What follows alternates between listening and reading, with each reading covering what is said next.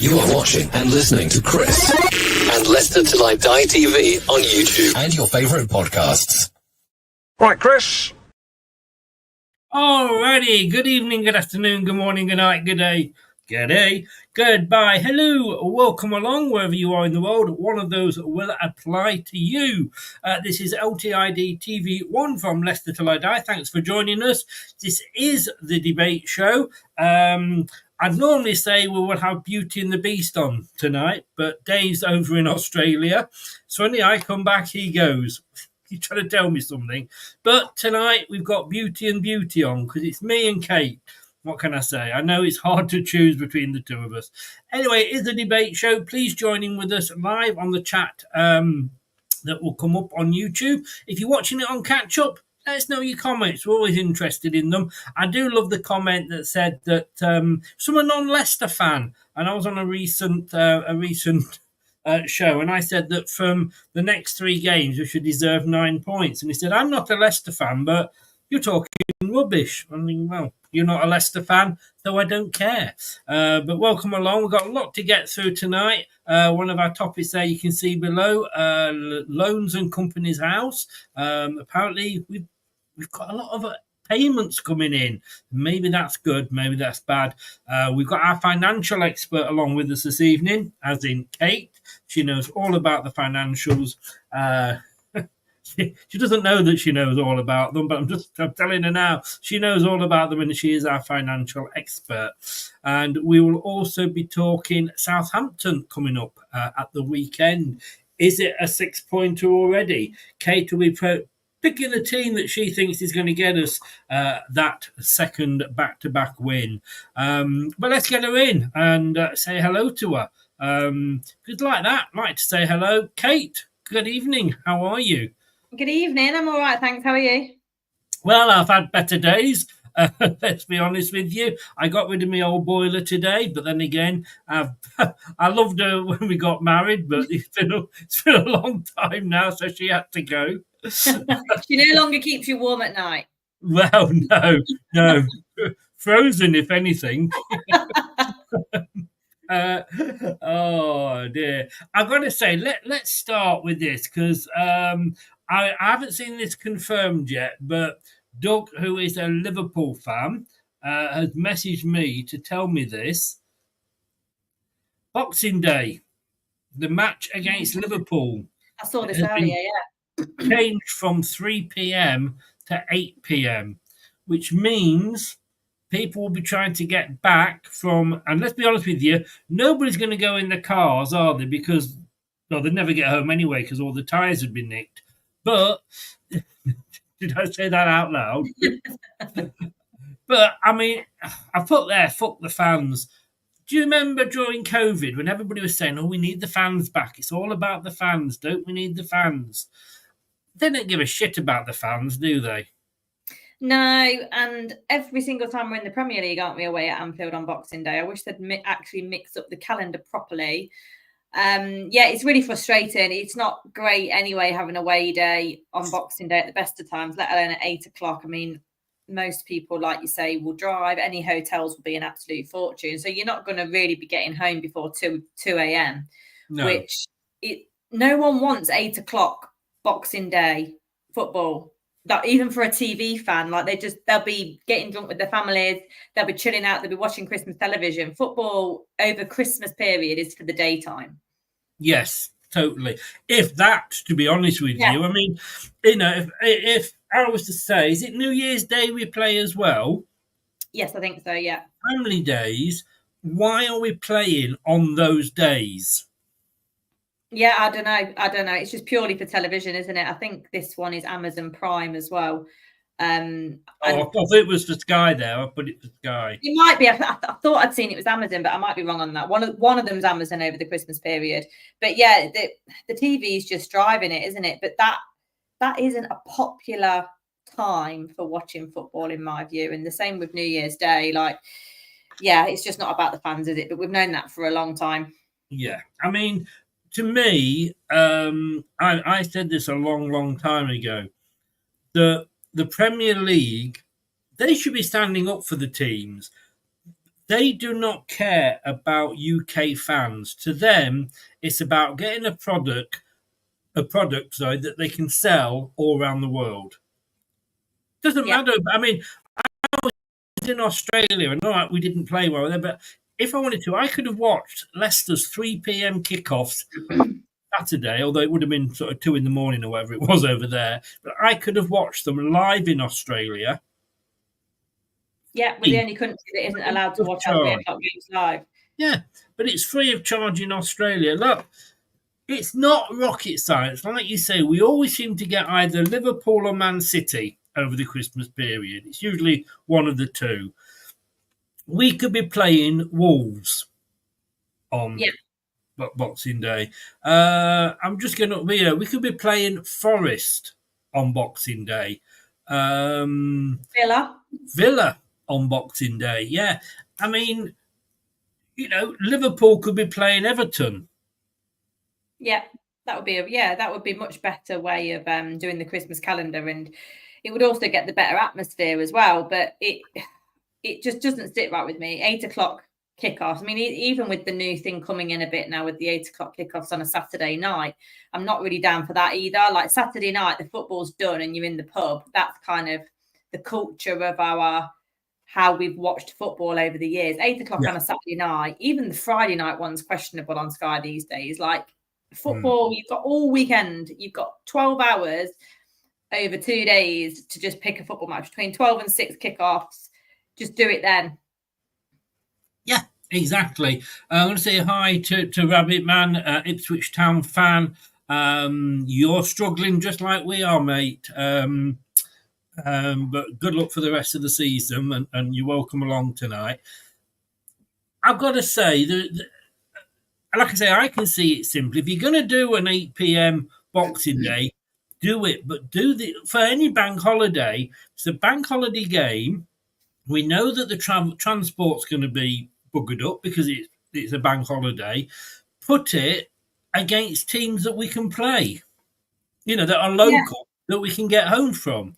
Yeah, absolutely. But the thing is, the priority is being given to the marketing side of the game. So they're betting on people being in front of their TVs for the advertising. They're betting on people abroad watching it. So 8 p.m. is a decent time in the States. It's also a decent time in Asia because people will be more likely just getting up, if not quite early in the morning. So it suits everywhere around the world, apart from the country where it's the games originated.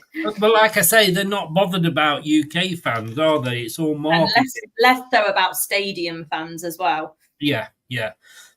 Let me ask you this as well before we move on, because this has always fascinated me. The excuse for the 3 p.m. blackout or Saturday 3 p.m. blackouts, it's because it would reduce the numbers that go to the match.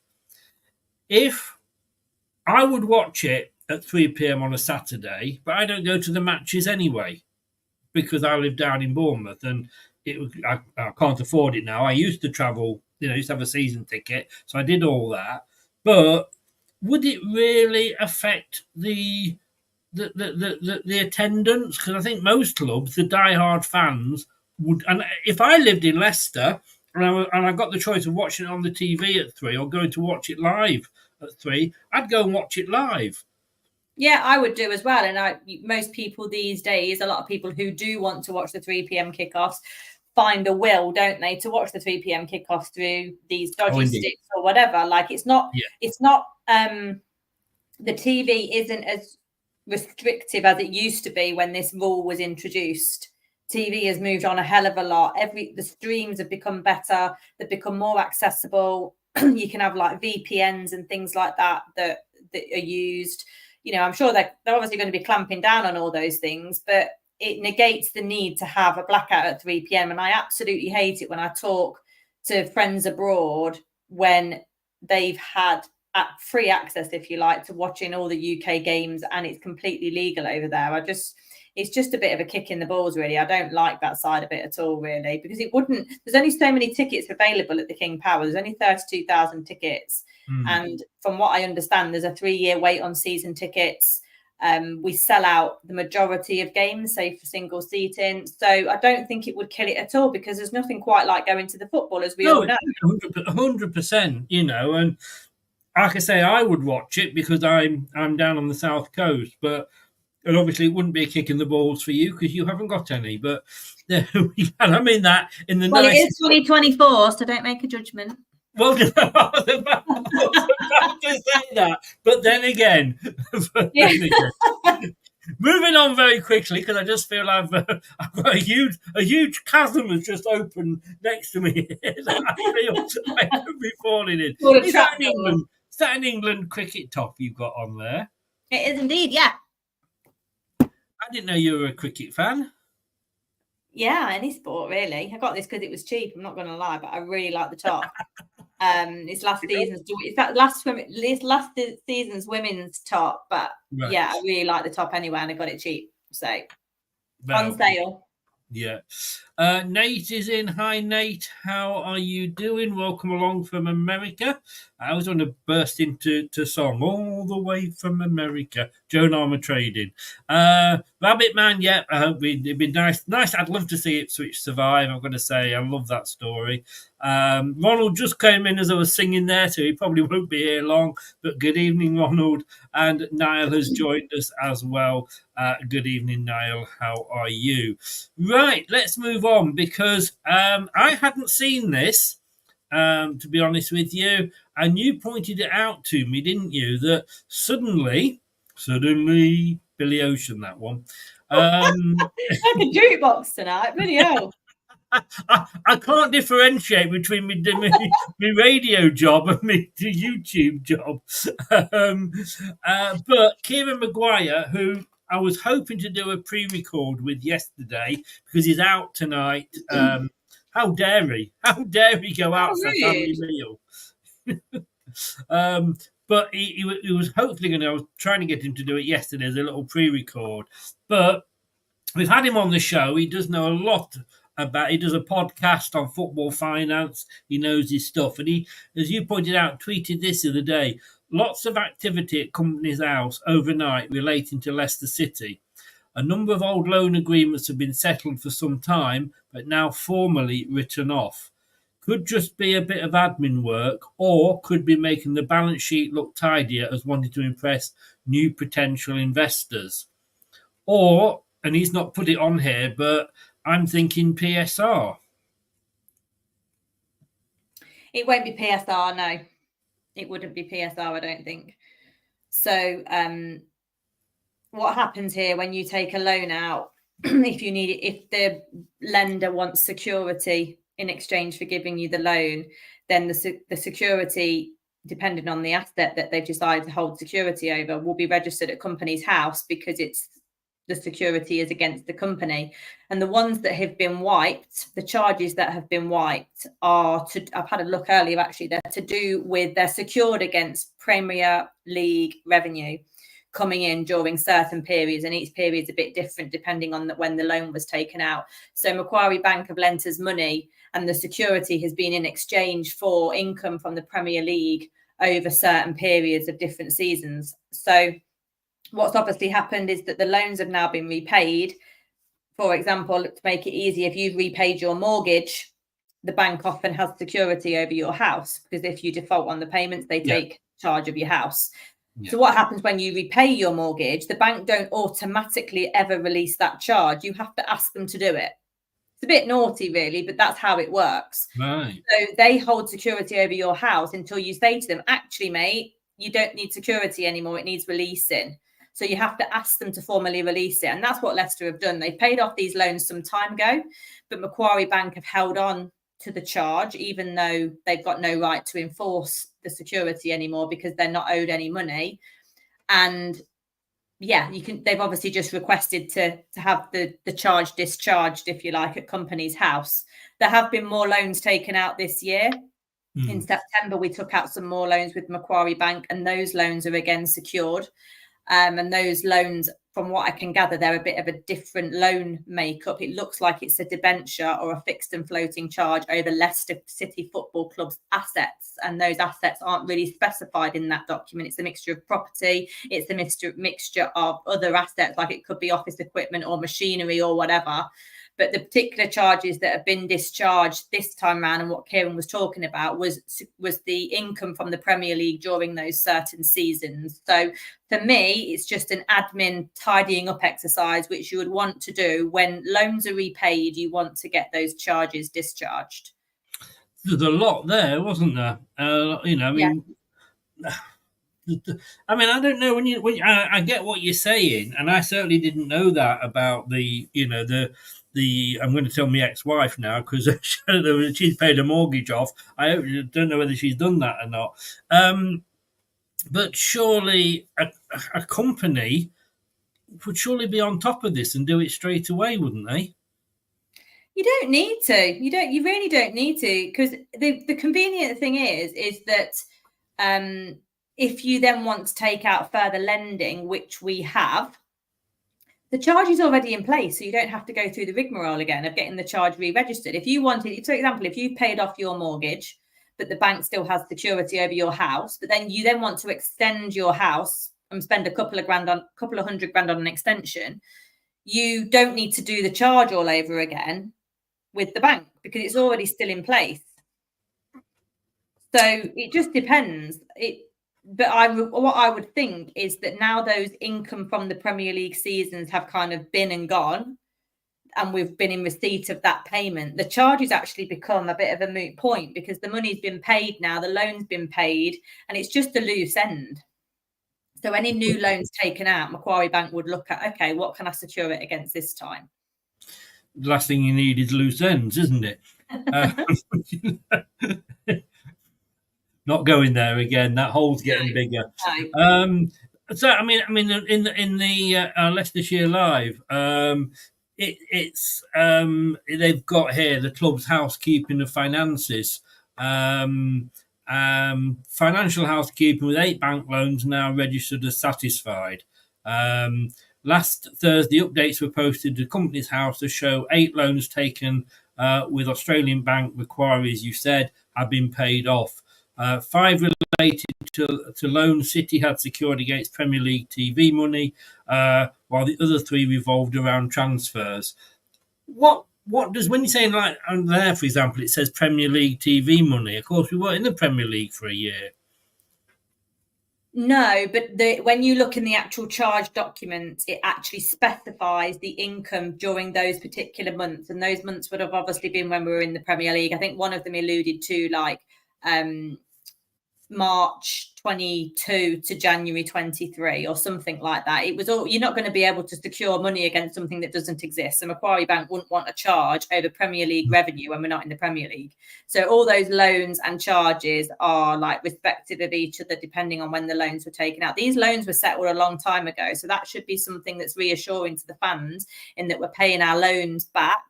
Obviously, we've seen some of the loans recently. I think, was it last year that Top converted them to share capital instead? Yeah. So it's just a way of managing the books. It's making sure you've not got too many charges on your business. Who wants too many charges on the business? You don't want Macquarie Bank having more than they're entitled to, depending on what you now owe them in money. So it's important to keep on top of it. And obviously, I think you're going to come on to it. They're advertising a loan manager, maybe to keep on top of this kind of stuff. I was trying to work out whether that is a loan manager for these sort of loans or a loan manager for... Oh, is it the players? I think it's the players, because they're talking about... Because Robert Huth is doing the loans manager, yeah, this is what I thought it was Huth. You know, it goes... Let me just have a look. It goes on to say... Well, it was all about the players. Yeah, it was loan players, wasn't it? Yeah, sorry. Yeah, no loans manager wanted. But I thought Robert Huth was doing that.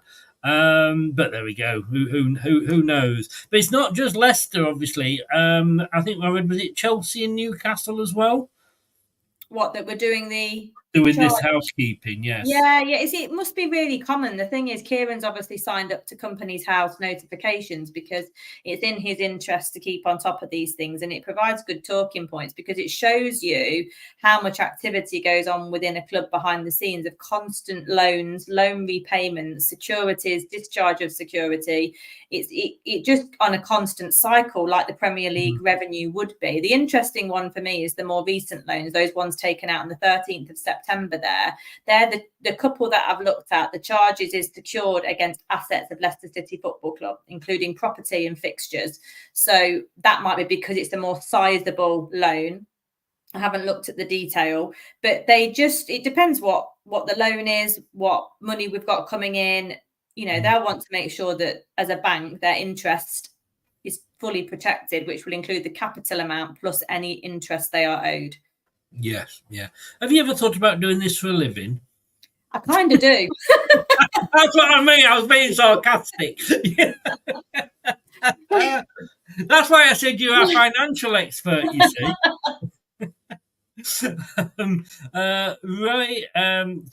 Ray says Top should just sell his holdings to himself like Chelsea cook the books. Allegedly. Allegedly. But you look at this, and the first thing was to say I hadn't seen it. I'm still in holiday mode. But I did kind of panic. But basically, like you say, it is just housekeeping. Yeah, and what people forget, and it's a really important thing to remember, is that when you borrow against a company, when you borrow as a company, it's called leveraging, and you would rather borrow from a bank over a course of 5 years or something than use all of the cash within your company. You might have the cash to be able to do what you want to with it, but you'd rather leverage and borrow from a bank because it's better for the cash flow.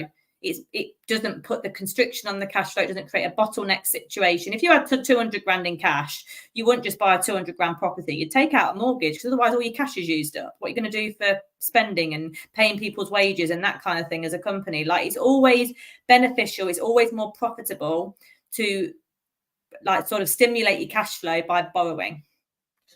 You that was going to be one of my next questions. If you've got the money, why don't you just pay it off? Yeah, but no, you've answered it there before I've even got around to asking. We're so in sync these days, Chris. Sorry? We're so in sync these days. We are, and you're a woman. You just know what you're doing, right? We're going to be talking. Can you clip that bit, please? Sorry, I'm reading this. This is an old thing I'm reading here. We're going to talk Southampton, and you're going to be taking over Steve Cooper's job for a while, straight after this. The TalkSport Fan Network is the ultimate on-demand destination for the UK's best fan-led football podcasts, including Leicester Till I Die, independent analysis and reaction for the Foxes faithful. The TalkSport Fan Network. Unbeatable club-dedicated content created by the fans, for the fans. Follow the podcast on the TalkSport Fan Network. Indeed. So it is Southampton away at the weekend. And I'm going to be talking to this guy on Thursday night, which I must admit a little bit nervous about. Matt Letizia doesn't take prisoners, but obviously being a Southampton fan, we're going to be talking to him about Southampton's start to the season, which has been really the worst of the three promoted sides. I'm sure when we've got past the match, we'll talk to him about a few questions about his career and his time at Sky and a few other controversial points that he has covered in his time. Very exciting that is. What a pull that is. Yeah, really looking forward, and I've got to say a big thank you to Craig for helping me out with that. But yeah, no, I'm looking forward. I think apart from Stan Collymore, I think this is probably the biggest name, and you'd argue whether this might actually even be bigger than Stan Collymore. It's brilliant, yeah. Just to have a former pro on is just so interesting, isn't it? And have a different perspective. And he only scored worldies, didn't he, Letizia? So. This is it, yes. Always, I was, wonder if, because he never really had much of an England career, did he? And no, exactly. I always wonder if he hadn't been playing for Southampton and he had gone to the likes of Man United, then he may well have played a few more games, possibly. Yeah. I mean, I used to love watching him. He was just great. He never kind of moved like a footballer, if you know what I mean. He wasn't like the most super athletic. He was tall, he was lumpy, but he could absolutely hit a football. And I think he had the height. He wasn't like the opening credits or montage for most of the match of the day or the football highlight shows. It always had his goals on there. The volley from outside the box was one of them. Yeah, you didn't need to be fast with his skills, though, did you? No, not at all. In fairness, Ray says, Kate, how are you with American financial law? We may need to talk. She's expensive, Ray. She's expensive. Matt was he was. I mean, like I say, not the fastest, but my God, he had skills. I have to say, a one-club man, and yeah. He was from Guernsey, and I'll find out whether this is true when I speak to him. But he, the joy of him staying at Southampton was it was very easy to get to Guernsey to see his family. I thought it was Jersey rather than Guernsey. Was it? It may well have been Jersey. Yes, no. yeah. No, it was one of the two. It was the Channel Islands. Let's just say he was from the Channel Islands. And I think living in Southampton, the ferries.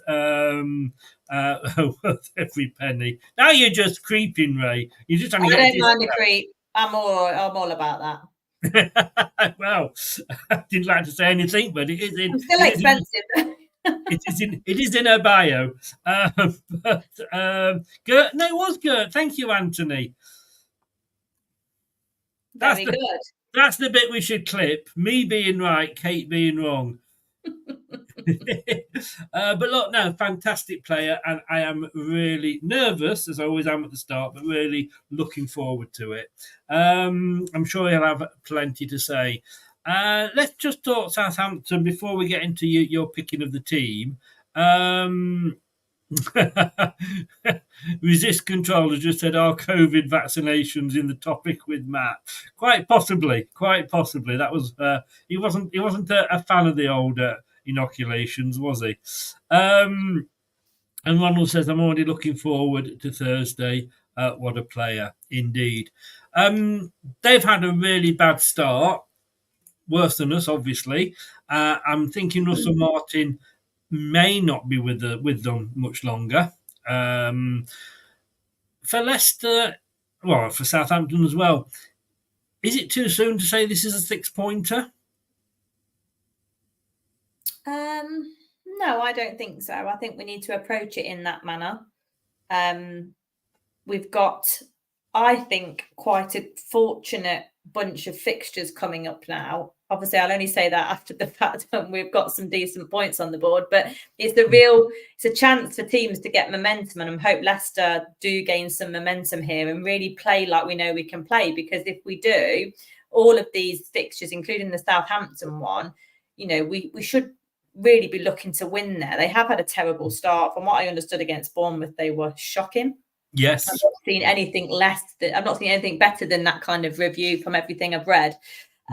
So you don't want them to seize the day and come and turn out a performance against Leicester. But that's absolutely what they'll be looking to do. They'll be trying to save the manager's skin. They'll be trying to get their first win on the board.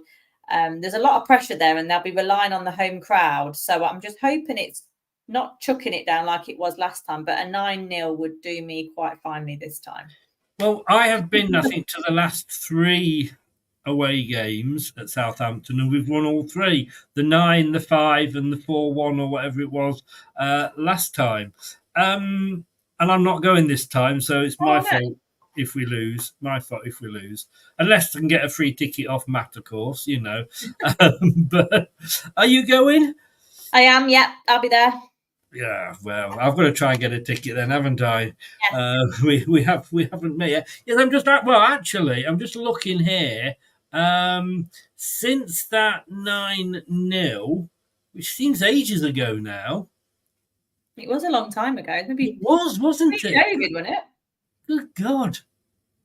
Hang on. Pre-COVID, I'm sure. I'm trying to go. 2018? Here we go, October 19. We lost the reverse fixture that season, which was very embarrassing because we were playing highlights of the 9-0 on the screens before the players came out. After that, it was win, draw, win. We lost 2 in that Premier League season. We got relegated. United, we lost to them twice, which is Oh, probably yes, why I we did got say this relegated. in that year that we gave them bloody 6 points, and both of those games were terrible, and that would have kept us up. Yeah. And then we won them both last season. 4-1 away and 5-0 at home. We've got Southampton. Then I think it is, who have we got after Southampton? Forest Friday. Forest, indeed. Yes, it is. And then is it Ipswich then after that, I think? Yeah. Yeah. Ipswich. I could say I got pulled a bit. double week or whatever it is. Yes, Man U. Which isn't out the realms of possibility. You know, we could be looking at Ten Hag's in charge still. Yeah. Well, that's the thing. But forgetting Man United for now, because technically you'd think on a normal season we would probably lose that, but the way they're playing, it probably not. But let's just concentrate on the next 3 games. I said in the last game, I was ripped to pieces by this non-Leicester fan in the comments after the show that I was in dreamland because I said we should be getting 9 points from the next 3 games. Your thoughts on that? You know what I think? I thought you were in dreamland as well. Yeah, I'm just asking you to remind me. I wasn't taking notice when you said it last time. As best case scenario, obviously, and it's not out of the realms of possibility. I should just say it's actually not dreamland. But I think what I thought you were in dreamland about is that you were saying that you expected 9 points. Getting 9 points is possible. Expecting it is a bit unrealistic. And I'd settle for 7, 6 to 7. But these are the games. If we want to survive this year, and don't forget, we may well still get a points deduction this year after Christmas. So we've got to think that. So we need as many points on the board as we can. We're not going to get 3 points at Liverpool, 3 points at Man City, at Chelsea, or whatever. We know that, and I wouldn't expect that. But these are the games. If we are not beating those teams who've had worse starts than us, something is drastically wrong. Forest are flying though. Forest are doing all right. Forest are 10th, aren't they? Yeah, Forest just drew with Man City. Yeah, but Forest have got 10 points. That's only 4 more than us. They've only won 2 games. They've got 4 draws. Almost double what we've got. But yeah, I know what you say. It's within the realms of possibility we should beat them. It's at home. You'd like to think there would be some spice there. But Forest at the moment are a bit better than us. All right, then. So let me ask you this. Are you expecting 3 points against Southampton? I know I'm going to annoy you with this answer, but I never flipping expect 3 points every time I go. But I believe that is the one that is, when I've said I want 6 or 7 points, 3 of them are those. All I'll say is Keir Starmer is looking for a replacement for Sue Gray. So if you are thinking of getting into politics by avoiding answering questions, there is a vacancy. Yeah, the 6 or 7 points that I said, three are based on the Southampton result. You see, for me, if we lose, I don't want us to lose, but yeah, I don't. Losing is crap. Losing is not acceptable on Saturday. If we lose to Southampton, that puts them just 2 points behind us. Yeah. Ipswich, if we lose to Ipswich, that would put them above us as it stands at the moment, let's say, if that was the next game. In losing Southampton, then losing Ipswich. No, I'm just saying, should Ipswich be the next game, then they beat us, that would put them above us. I accept that Forest is the most difficult one out of the 3. I wouldn't deny that. I've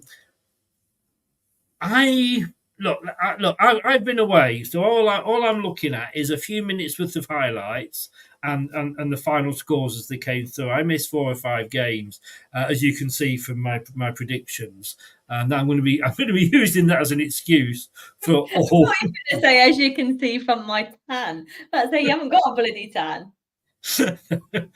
I'm going to be using that all season, the fact that I was away and was trying to predict 5 weeks in advance, you know. I think questions have got to be asked. A team that we should be. They're at home. They haven't won. They've only scored 4 goals all season. They've conceded 15. Yes, I expect us to win this, because if we don't, there's something majorly wrong with Cooper and the team.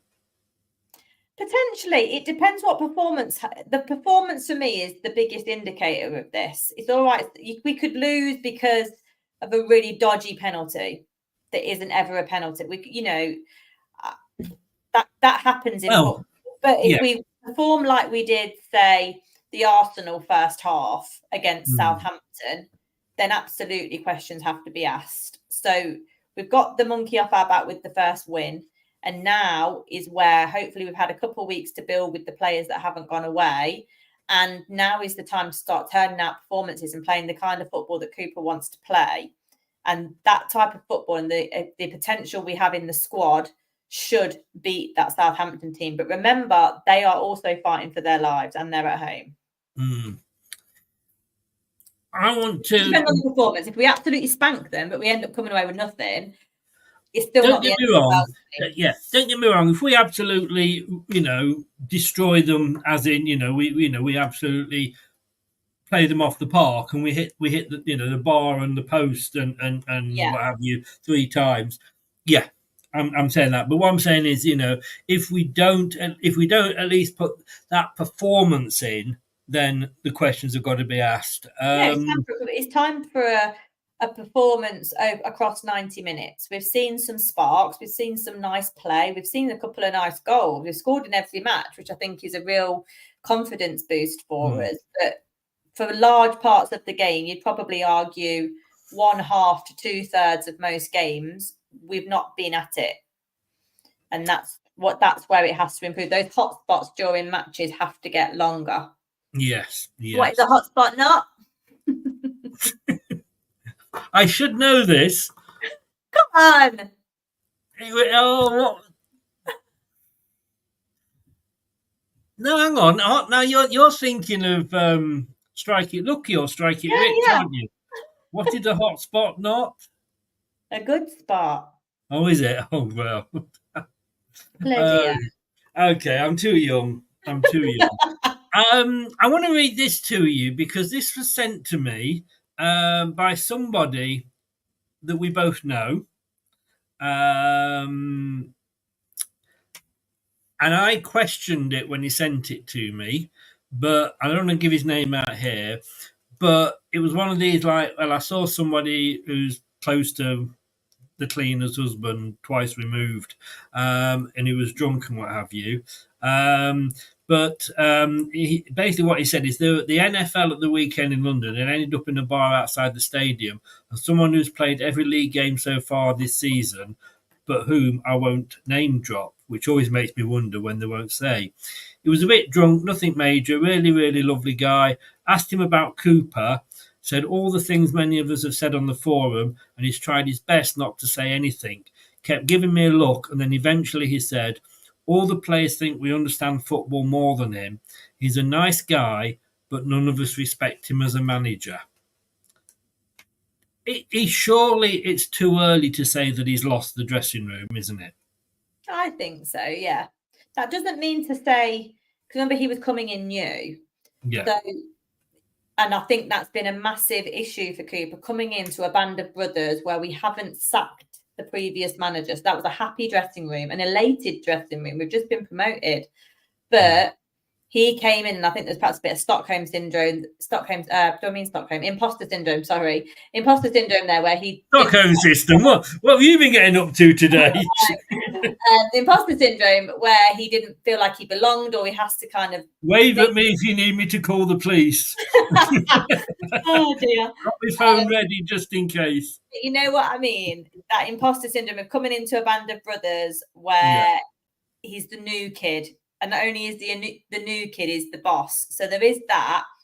So I don't think he's lost the dressing room. But similarly, which is a different spin, I don't think he's necessarily won it. You see, to me, look, Cooper was one of the three that I wanted. So, I'm sort of not going to sort of turn around and say he was the bad choice or anything like that. But to me, in a way, he deserves more respect than Enzo, because when Enzo came in, what had he won as a manager? Nothing. That was a bigger punt, wasn't it? Yeah, it was. But he came in and he was coming in on Pep's reputation. Yes. And it helped it helped that he looked strikingly similar. Yeah, well, yes, but I mean that genuinely. It did help how he looked and how he came across. Because it always does in football. Expand on that. I think because he's got a bit of suave. I think he's got a fancy name. That kind of stuff. It goes far with fans. It gives them a good feeling. Yes, yeah. But I'm thinking with players, when they looked at him, they would have looked at him and thought, "Hang on, what have you done?" It's like with Martin O'Neill when he came in, they look at him and they, "Well, what have you done as a manager?" But hang on, you've done a hell of a lot as a player. You've won the European Cup or what have you. And I just think, if anything, Cooper deserved more respect off the players than Enzo did, because he got a team promoted through the playoffs, so he's won a trophy. Yes, he won a World Cup, or was it World Cup or Euros with the under-17s England, and he's kept a football. He kept a club in the Premier League. So in a way, to me, he should get more respect than Enzo did when he came in. Yeah, I think I agree with that. I mean, not only did Cooper keep a club in the Premier League, he kept a club in the Premier League that hadn't been in the Premier League for a quarter of a century. That's going to be the same basically impact as if McKenna keeps Ipswich up. It's going to be the same thing, but people will make more noise about that. Yes. But it is the same thing. But I agree. I don't think the respect was given from the off. And he does play different football. I think we're still in that transition stage. It takes ages to get a team to gel playing your style of football. Like Craig alluded to last week, he did kind of say a little bit that he just wanted to tinker. But as that Q&A session went on, it became clear that he had quite different ideas to Enzo. But whether he's put them across and whether he's put them across with confidence, what Enzo seemed to have the knack of, which is all about management and man management and engagement, Enzo managed to convince the players quite quickly that this is going to get us promoted. Yes. Like, no question. I think Enzo probably had it easier because he's taken over a team that had gone down and needed picking up. Yeah, exactly. Yeah. Look, let's face it, top picked him. He was out the spotlight last year. Yeah.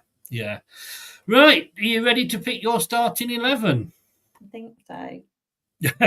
Well, do it straight after this and see what people think of it. Subscribe to our YouTube channel now and make sure you never miss another upload.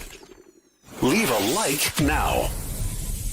Ring the bell and never miss another video. Right, so this is your starting 11. Now, I mean, okay, Hermansen in goal. Let's start with the obvious one. I don't think anybody's going to disagree with that, should we?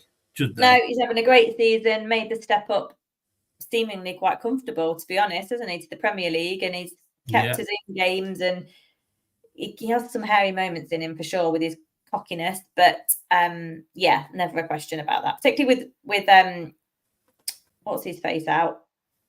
What's his name? Stolacic. And he said Jakupovic then. Stolacic out, like he's out for, both keepers. We've been quite fortunate. Both keepers are excellent, but Mads is definitely a shoe in there. Yeah, and as you can see, you are on there as manager. Your little picture. I know. Yeah, I love this. Yes, like you say, he's got a mistake in him, but he's still young. He's still learning. Had a great game. Kept us in it at one point with Arsenal, didn't he? I mean, the confidence he would have gotten off that, as well as being heartbroken at the end when you lose that type of game. But he really did his job, and he's been less convincing at times, almost when he has too much time to do something with the ball. That's when you go, oh my God, just get rid of it. But when he is, shot stopping, coming out for corners, that kind of stuff. He's absolutely brilliant. He's really, you feel like he's a safe pair of hands. You feel like if a shot's going towards him, you're reasonably confident he's going to save it, which is all you ask for, really. Yeah, so you can't ask for anything more. Okay, let's go along the back line. Back four you've gone for here.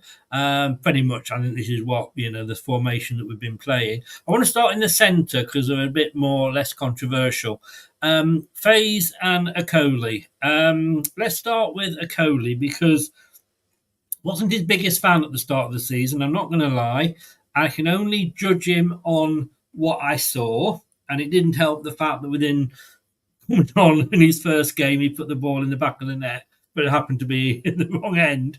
That was probably like, when you look at Faze and Okoli together, you're thinking, God almighty, how many goals are we going to give away? But he has proved to be, I think, the signing of the summer, almost. Yeah, I think I agree. The development of his partnership with Fass has been really interesting to watch, and it's been really positive. Like, you feel with every performance that goes on, their partnership gets stronger. They're starting to understand each other. He's great in the air. He really puts himself about the pitch, like that whole half of the pitch, our half of the pitch. He's happy to come out. He's happy to play the ball. He's happy to cover on the wing if JJ's, not covered back.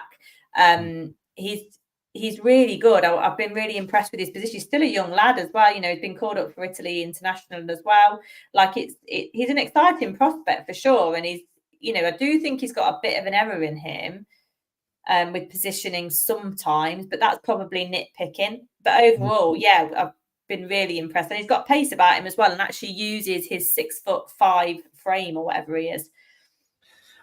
Every player's got a mistake in them, if we're honest, though, haven't we? Defenders, unfortunately, it's the last place you want it to happen. But like I say, I'm happy to admit, probably I've been wrong. Nobody impressed really in the opening, in the pre-season friendlies, and that's all we could go off with the new signings. But yeah, fair play to him, keeping a couple of players out that we'll come on to when we look at the subs. But look, Faze, whatever you want to call him, you always remind me what he said he wanted to be called, and I can never remember. Faz, Fees, Fee, Fi, Fo, Fum. I knew you were going to say that.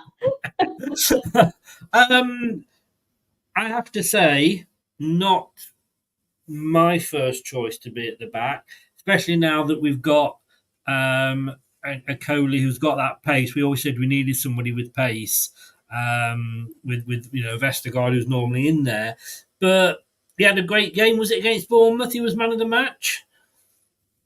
Yes, I think he was man of the match. He did really well. He did really, really well. And what I've seen more from Fass, and I don't know if this is a good thing necessarily, because it might paint a picture of what's going on off the pitch, but he's becoming way more vocal. I don't know whether other people have noticed that, but he's way more what? Sorry, way more vocal on the pitch. Yeah. Like, he was screaming at Okoli in the ball. I think it was first half. Second half. He came for a tackle, and Okoli could have come over to that right hand side to help cover, because Fass was kind of one-on-one a little bit with the striker, and he screamed at him. He literally screamed at him, telling him, "You should have been there helping. You should have, helped me cover if I couldn't get there." And Fass did just make that tackle, but it was quite close. And then obviously he was screaming at the bench as well, asking for changes. During the Bournemouth second half as well, because he could see that JJ was starting to get overrun, which is a common occurrence, and that's not taking anything away from JJ. I just think people pile up on a winger, usually on a fullback, and I think that's largely because players like Buonanotte don't offer a great amount of cover where we play him when we aren't in possession. So JJ was getting overloaded, and Fass was screaming at the bench, like, help us out. So it's good to see that, I think. I mean, it could be bad because it means he's unhappy, but at the same time, it's good because you want players like that. You want people to challenge. You want people to show leadership and take ownership of that problem, particularly when you've not got the likes of someone like Cody. Obviously, we've lost a big voice in the dressing room with Casper. Who is that voice these days? I don't really know. Do you think that is the fact that Ricardo's not been playing? I know you've picked him and we'll come on to that in a second, but he hasn't been playing. So you've got JJ on that right-hand side, and again, we'll come on to JJ in a second. You've got Christensen, who wasn't there last season, and it's almost like Faye's going, well, I'm the most experienced one at the back here. So I now got that confidence to say things, where before, perhaps he felt a little bit insecure. Yeah, possibly. Yeah, that could be the reason as well. I don't know, but he has definitely got more confident. And I think a bit like Ricardo. Sorry.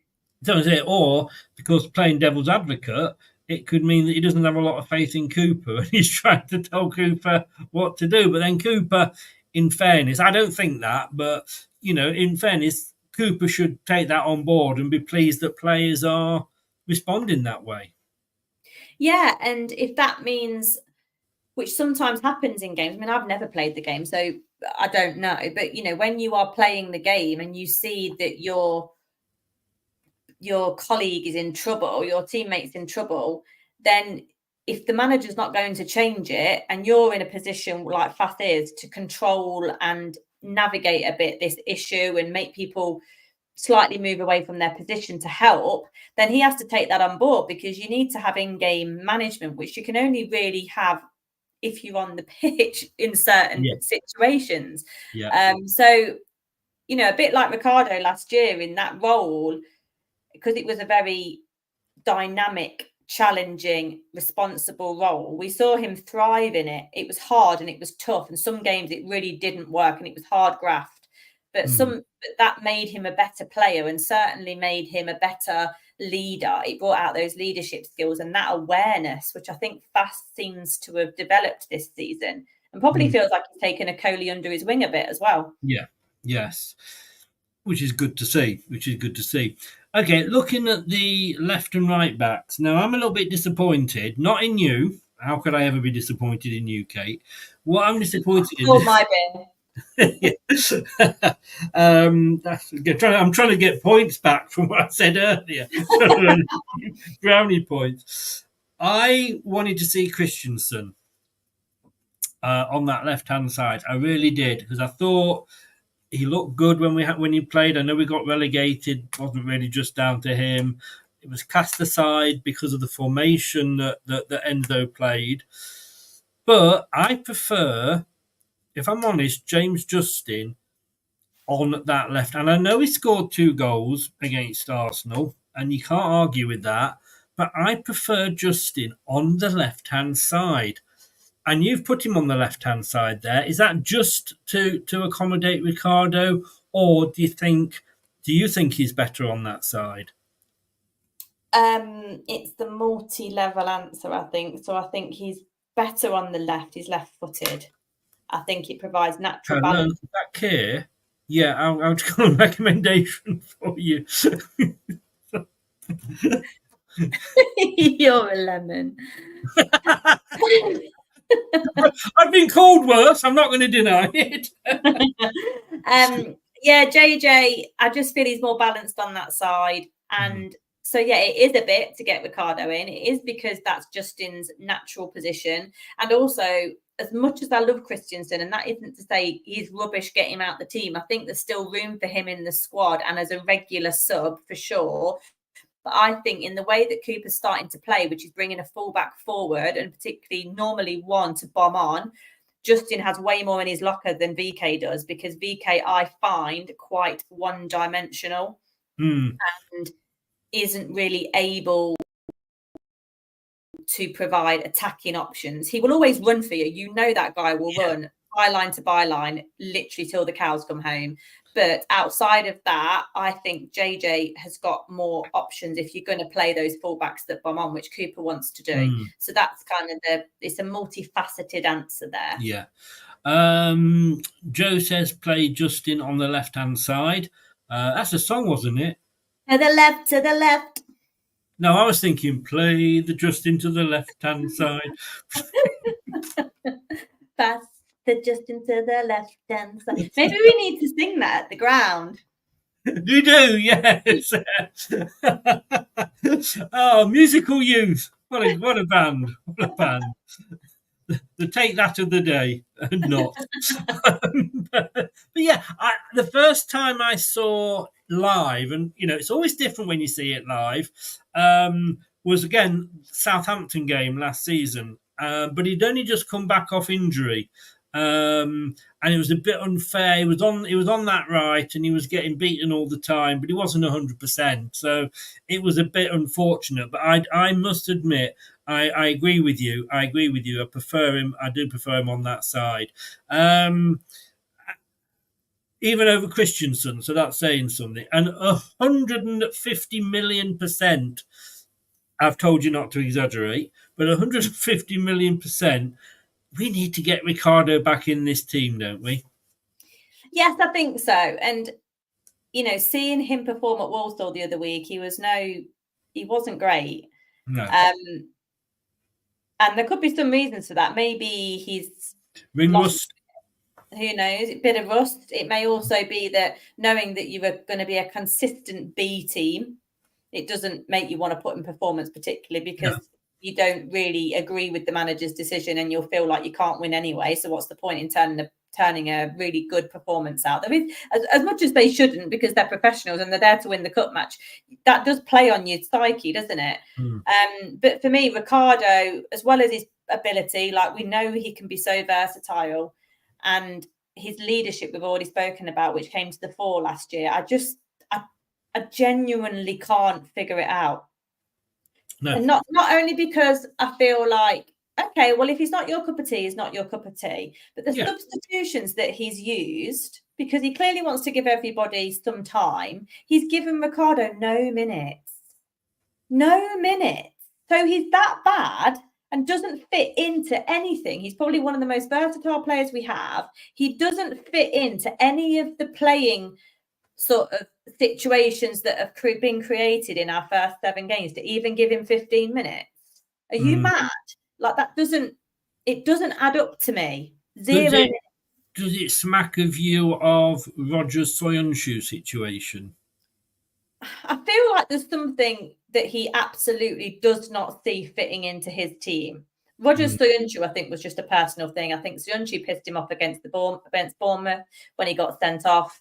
And I don't think Rodgers ever really forgave him. And Rodgers, he's just a weird character. I don't find Steve Cooper an odd character. I think he's a decent, normal bloke. But something about Ricardo in his playing, I think doesn't, for whatever reason, light Steve up. And I don't know what it is, because it's not like we've been robust, and it's not like we've had loads of attacking options when we need to. We've not, our XG is one of the lowest in the league. I hate that stat, but it's a stat that people seem to hang their hat on a bit. But, he gives us so many options, especially with the ball, and he's a ball player. I would love to know, and I think Owen on Radio Leicester's tried to ask him outright, why doesn't he play Ricardo? And he doesn't really answer it. No, I mean, to me, Ricardo could even play up in the AU position, if I'm honest, for me. And he's played, on the wing before. But maybe it's a case of, well, look, I want to get Justin in and I want to get Christensen in, and therefore the one that loses out is Ricardo. But it is that when he's getting no minutes at all, and that's the thing that I can't get my head round. And in that setup there, I would have Ricardo as the fullback bombing on, and then Jordan cuts inside. Yeah.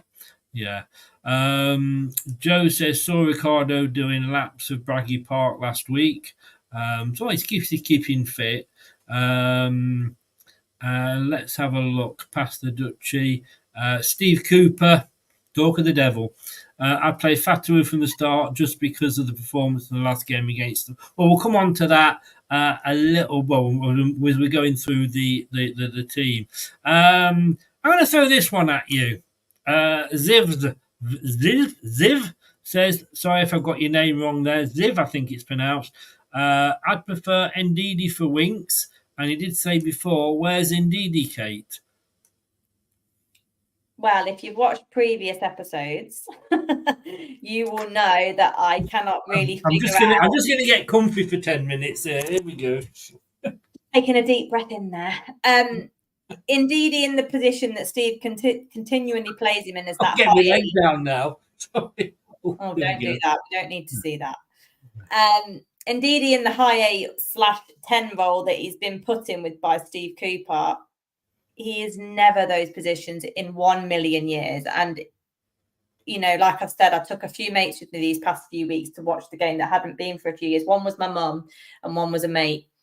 And they both said they could not believe live how poor Wilf is. And my mate who came with me, he's been going to the football for years and years and just hasn't been for a couple of years. And his ball control is terrible. And I understand when people look at the stats, his stats are probably quite stark and good in comparison to others, but it's because our XG is so low. The stats are going to look good. He's got a number of assists because no one else is playing in that role. Think of what we could have and the opportunity he does miss. Like he's missed. The thing is with Wilf as well, because he's not an attacking player by mind, he doesn't get the ball and release. So there's been a few times where he should have released the ball, the through ball to Vardy, without needing a touch. But Wilf can't do that type of football. So what happens is he takes a touch and then Vardy's offside. And that is often because of that, because he doesn't turn and pass and looks like Drinkwater just used to pass it to Vardy without even having to think or look. He knows he's there. But Wilf has to telegraph a pass. And his second touch is always a tackle. And in that quite key role, he ain't good enough for me. He came good under Enzo. And that happens with some players. You know, they come in, they're given a new role and they take to it and they, you know, go mad. But he's not performing, and I would agree with you, he's not performing, I don't think, for Enzo the way for Steve Cooper the way that he did for Enzo. I want to talk Winks first of all, because this is interesting, because you've got two defensive midfielders in there. Again, I'm scared about this because I'm finding myself agreeing with you again. And I've got to get out of the habit. It's just not, it's not good. Is it? No, it shouldn't be happening. I'm going to disagree with you in a minute strongly, so make the most of it.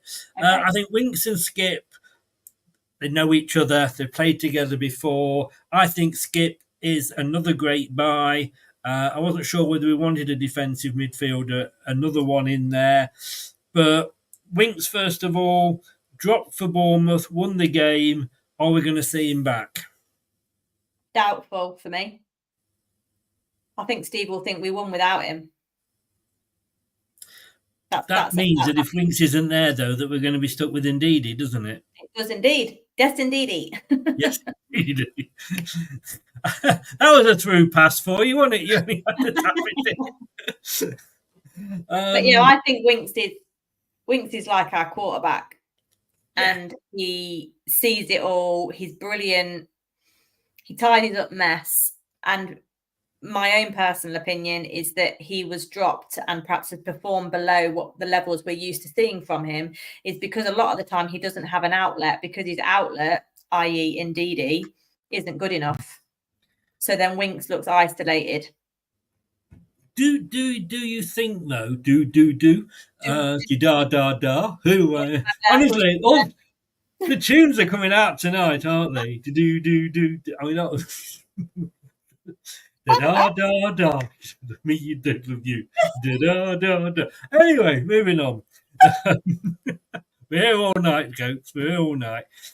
Winks again for me was the permanent signing of the season last season, and I'm adding permanent on there for obvious reasons because of somebody else. But that was in the Championship. A lot of Spurs fans were looking and saying, well, you know, he's no good, blah, blah, blah. I know some fans were saying maybe he's a Championship player, not a Premier League player. So it is a different game. But if you want Premier League experience and, you know, looking on that pitch, you've got Ayew on the pitch. He's brought Dakova, Reed, Edouard. Well, hang on a second. Ricardo Winks, two of the most experienced Premier League players out there. Neither of them, well, one of them was dropped last week and one of them hasn't played, like you say, many minutes at all. Winks, I just don't get, you can't drop him just for that experience, can you? No, not for me. No, I don't think so at all. I think Winks is great. I think he's just found his job difficult to do because he has no outlet. He's so isolated. You see him look round for an option and Wilf isn't there. He's not coming there to collect it like Yuri would, like KDH would. Wilf is not that kind of guy. So Winks then potentially loses the ball. He's stifled. He's overran.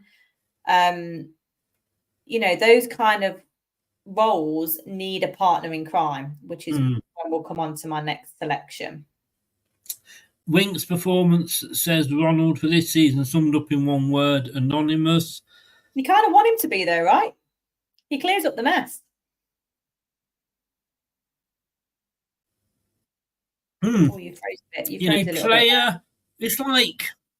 It's like Vardy played better with Mahrez on the pitch than without Mahrez on the pitch. Some players just need, like you say, that other person to play for. Isn't it?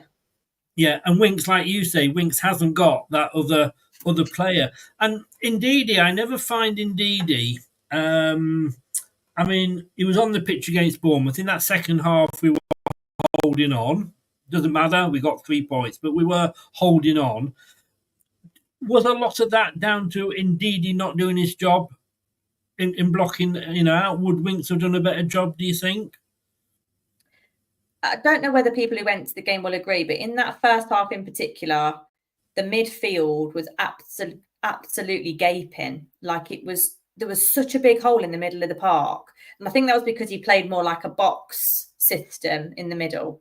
Right. But to be honest, Wolf in a more defensive role would have probably filled that void a little bit. But in the attacking role, people bypassed him at times. Like you saw Bournemouth players just run past him and he didn't even intervene, didn't throw a leg in for a tackle. Like he was so lackluster. And for the second half in particular, I felt like we were carrying him. Right. Moving on to Skip. Now, I know when we bought him, Brad didn't like him at all. Thought he was a bad signing, paid too much. I was really chuffed at getting him. And I've got to say, talking to a lot of Tottenham fans, and of course Tottenham was the first game of the season that we played, and I spoke to the Tottenham fan there. Most of the Tottenham fans were sorry to see him go and were wishing him all the best, but not in a sarcastic way. Not like, Ryan Bertrand when he left Southampton. They were wishing him all the best, but glad to get rid of him. They also had their friends out. Yeah. I like Skip, and I think he and Winks play very, very well together. Yeah, I really like Skip. I think he's so industrial. He covers every blade of grass. He's not afraid to get involved and get a tackle in, but he's also really forward thinking as well. Like he's just such a grafter, and he's almost like KDH used to be. Like you look up and you're like, oh, it's Skip again. Like he's over that side now, or that now he's over this side. He covers so much ground, and I think he's a really complementary partner for Winks, to be honest. And like I said, Winks is more of the quarterback, and Skip is, I suppose, your more traditional box-to-box midfielder. And yeah, he can just help, break down the opposition, and he's there to take the ball off Winks and distribute. And that's where I think they're really good together. He's very reliable. You don't really see a dipped performance from him. He's very consistent. Now, I haven't watched any games for 4 or 5 weeks. To say that he's a defensive midfielder, one of the last games I saw before I left, I was watching and thinking, bloody hell, he was really getting up with the play. And, looked more like an attacking midfielder than a defensive midfielder. Yeah, I think because he's got that in his locker, he can do box to box. He can provide the options. He's got a football brain. He will run with play if it's safe to do so. And that's what we need, really, because I think what I struggled a bit with in the Bournemouth second half, and it was obviously there was a big heavy load on us because we were really wanting that first W on the board. Yeah. But you could almost feel the weight of pressure on the players just wanting to get it over the line. So that did hampered the second half performance quite a bit. If Vardy had scored the 1-on-1, 2-0 at half time, it's a different second half performance. But where we were backs to the wall and stressed. And I think in that situation, I've completely lost my trail of thought. That was what I was going to say. Yeah, in that situation, it was interesting because I remember Enzo saying last year to KDH, the best way we can improve your game is getting you in the box. You do all the great work outside of it, but get in the box and you'll get more goals because that's where all goals are scored from. And last week, in the second half in particular, I don't remember more than 3 players at any one time really in our opposition half. And we were at home. But I think, again, the mentality of just hang on for the win was massively dominating the players' minds at that point. But that's, especially at home, you've got to pile more players forward. And I want to be part of that. Yeah, I mean, we said that, didn't we, under Rodgers, you know, at home, you have to take the game to the opposition, not the other way round, you know. Oh, all right. I'm not talking if we're playing Man City or what have you, but generally speaking.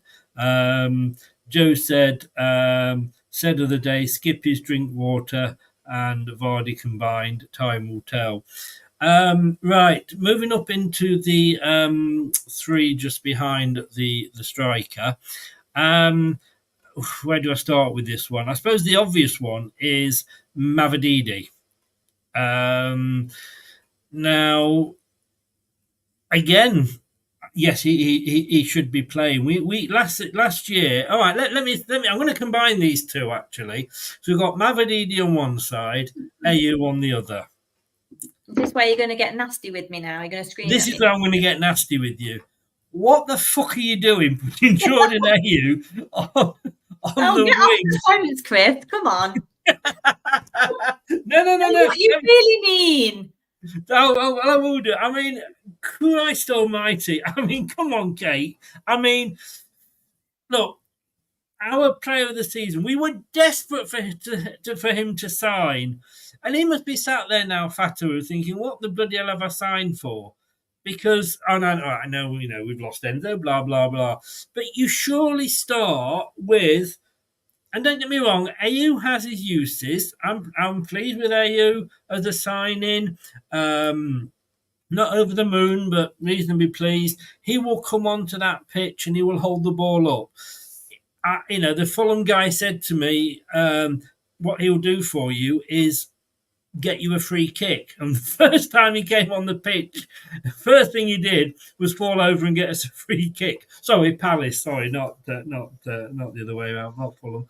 But surely he's a player that comes on, not a player that you start with. You've surely got to start with Fatawu. And yes, I know you've said you've not been overly impressed with him when he's played, but if you're not playing these players week in, week out, they're not going to turn these performances on. How often did we say about Iheanacho? Oh, he's not performing. Oh, and he was getting 10 minutes here, 5 minutes there. You can't 1 week put Fatawu on the left, then swap him for Mavididi or Mal the other way round. Those are surely are 2 nailed-on starting positions. Well, you've even just said that. I know your reason is because you've not been impressed with him. That's my reason. The times that he's played earlier in the matches, and I will, like I said to you when I picked my 11, I would give Ayew a half and Fatawu a half. I've not picked Jordan over Fatawu as such. I would give them half and half. He deserves more than 10 minutes for sure. But the crux of it is that the earlier that Fatawu has started in games, then thanks, Ray. The earlier Fatawu started in games, I feel like he's been really wasteful in possession. He's got caught out with his greed, which is what I expected Mavididi to be like this year in the Premier League. But Mavididi's proved me wrong. Mavididi's matured and grasped the opportunity with both hands. Because I thought he was a bit sulky last year. He wasn't willing to track back and defend. He's still not great at that. But I can understand Mavididi being picked more and more because he didn't start the first couple games either. But for Fatawu, for me, in those early stages of games when the defenders are fresh, I found him wasteful and greedy. And I've even seen Vardy shout at him when he's tried to shoot from outside the box. You just can't do it in the Prem. And it doesn't mean to say he's not going to be our future, but he's 19 years old. You can see the difference with Buonanotte having more and more game time, the difference in two 19-year-olds. He's not as assured as Buonanotte as a Premier League player. Buonanotte's had 50 more games than Fatawu. And I know we'll get there with time. I do think he deserves way more than the last 10 minutes. He came on against Bournemouth and he looked great against tired Bournemouth legs. But I just think for me, Jordan is more of a sure thing starting than particularly away, which I think is what Cooper will go for because it's an away leg. And then I hope Fatawu will get at least half an hour to 45. Because I love Fatawu. I just don't think he's quite there yet. He is excitable. He is like a kid on Christmas Day, and he just needs all that energy funneled in the right direction. There is a very interesting, and I did post it, and I know not everybody can read it because you have to subscribe to The Athletic. And if you haven't subscribed to The Athletic, anybody, do. Rob Tanner, good friend of the channel, he's the Leicester City correspondent for or one of them for the Athletic. I'm paying £1 a month to subscribe. There's different offers on all the time, and he's just written a fantastic piece. I think it was on the Athletic about Cooper and why he leaves his substitutions a lot later than other managers, and it is really, really, really well worth a read. You might not agree with it, but he does put his points over very, very well, Rob Tanner. Now, Buonanotte in the middle. He was out on the right the other week against Bournemouth, and he scored a goal. I've stuck him in the middle there for you. I think that's where you wanted him, wasn't it? According to the plan. Yeah, pretty much. But with that kind of player, just let him go where he wants. Like he's got free reign. Could you see? And I'm not trying to be horrible here, but I'm trying to get Ayew out the team. Could we not? Sorry, Jordan. He loves you, really. Yes, but for the last 10 minutes, we need to hold on. To be fair, I know you didn't watch it live, but I've read a lot of people that agree with me. Jordan put that shift in against Bournemouth and he was great. Now, that's fair enough. This is why I have you on. Yeah, this is why I have you on, because I don't see it live. And obviously, I didn't even watch that game, even though, I didn't even see it on the telly. Although I could have done free of charge because I was in Australia. But I was surprised to see Buonanotte on the left, and then he scored the goal, and you think, on the right, sorry, then he scores the goal. Can you see this is another name. El Canoes, that's it. Could him and Buonanotte play together, do you think? Gosh, I don't know. Simply because when El Canoes has come on, he's looked like a rabbit in the headlights, and I don't think he knows where he's supposed to be. I think Steve just thrown him on and say, just do something good, attack. I don't think there's been any kind of formation for him around where he's going to play or structure to his positioning.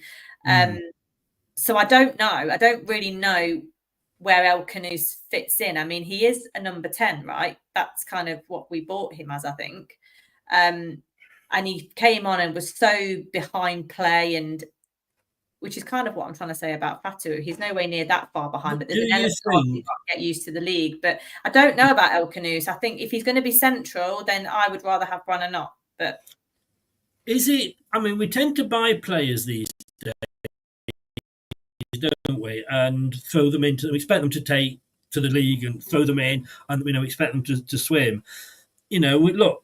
Sometimes it happens for Farner, like his first game, it'd been like he'd been playing here all his life. Other players, I can go back and I often quote this, and I must have quoted it to you before, when Keegan went from Scunthorpe to Liverpool. He never saw the first team for, about 3 or 4 months because he was training with the lads and getting used to it all. But we expect players to come in and go, straight away. I'm trying to think of a player and in my mind. I think Soyuncu, took a season to get. It was only he came to the front when Maguire had left, and it was because he'd had that season to bed in and watch and what have you. Do you think El Canoes is kind of like, well, look, we've got Buonanotte, we're probably not going to get him because he signed the extension at Brighton, and if Brighton have got any sense, they're not going to let him go. And then El Canoes, having been here the year, playing the odd, game here or there or whatever, coming on, will slot into that position.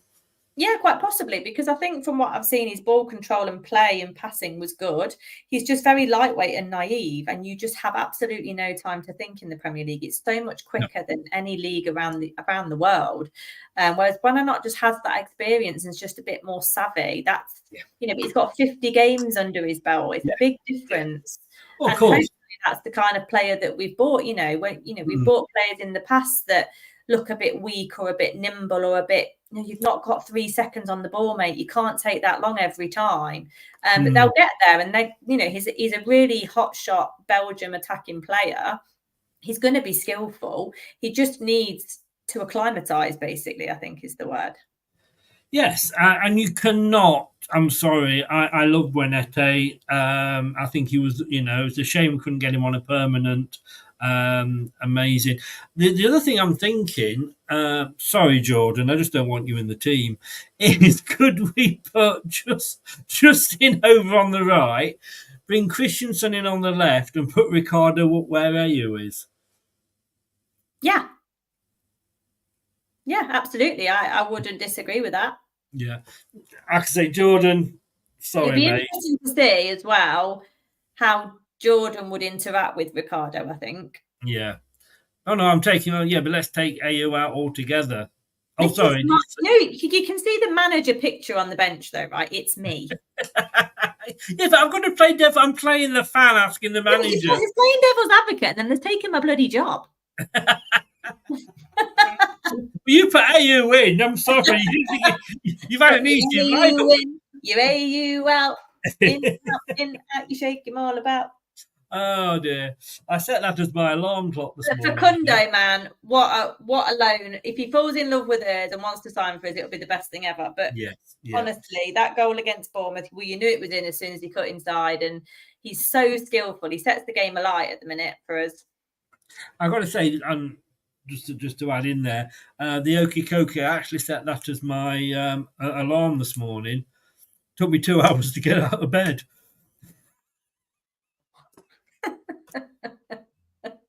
It's like that joke. I heard that joke the other week with Ali McCoist and Alan Brazil, where a guy said, "Oh, I saw Keith, the chess grandmaster, in the cafe the other week.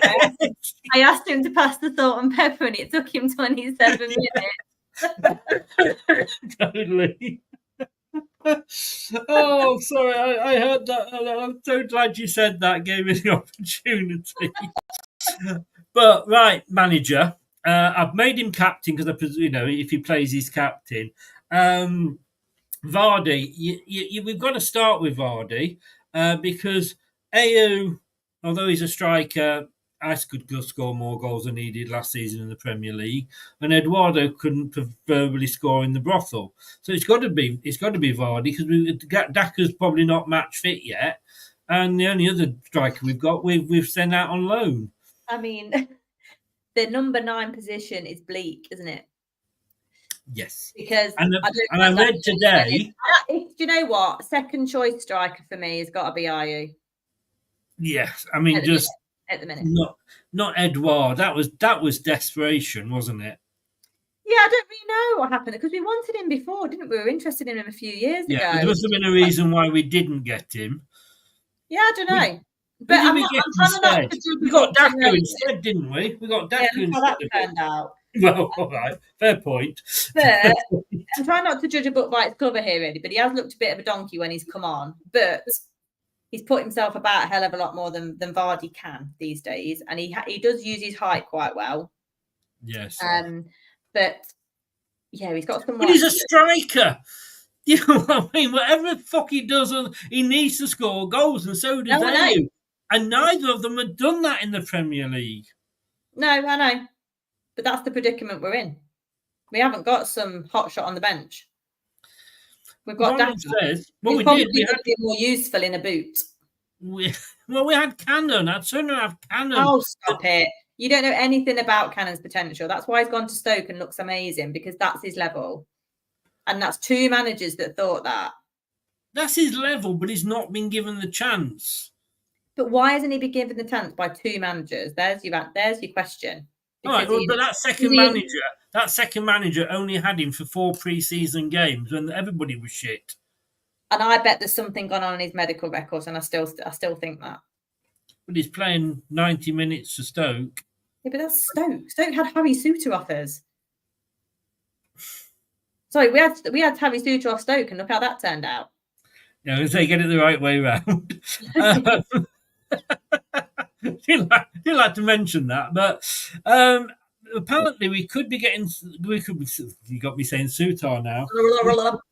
We could be getting Cannon back in January, so that we can sell him. Okay. But do you not think, right? So you got Cannon who couldn't do any worse than Ayew or Edouard put together. Okay. Look at their, and I did this when we signed them. You really don't like Ayew, do you? Sorry? You really don't like Ayew, do you? I don't like Edouard even more than I don't like Ayew, if I'm honest with you. But neither of them, both of them are strikers, and neither of them couldn't score in the proverbial. Now, so what's the point of having a striker? It's like, I just don't get it. What had we got to lose by putting Cannon in? Give him half the season till Christmas, and then if he's not doing it when he comes on, send him out on loan, and maybe then get Edouard or somebody in then. But he's got to be more sort of. He's young, he's hungry. My answer's still the same. Two very, very different managers have gone, nah. Not a chance. And that makes me think that there's something physically not right, potentially, that you don't want to take a punt on, or there's a problem with his attitude. I don't know what it is, but for me, it feels the right decision to not include him because two people, very different people. Who was our best defender last season? Yannick. Indeed. What did Rodgers think of Yannick? Well, the same as what we all think of Yannick in the Premier League. It's a different. No, but he didn't. No, it's a different proposition. And what did Leicester City Premier League or Leicester City Championship? It's very, very different. What did Dean Smith think of? But you don't know, and because Cannon hasn't been proved yet. No, I know what you're saying, and I'm not really in disagreement. What I'm saying is for two managers to go, no thanks, loan him out. There's something in it that's dodgy. Can I just say? I think it's better than Daka. I think it would potentially be better than Edouard, but something about him has made us go out and buy Edouard because we don't think he's good enough.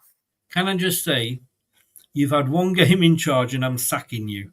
Who are you? Who are you? You're the devil's advocate. I'm the director of this company here. I can hire and fire as I want.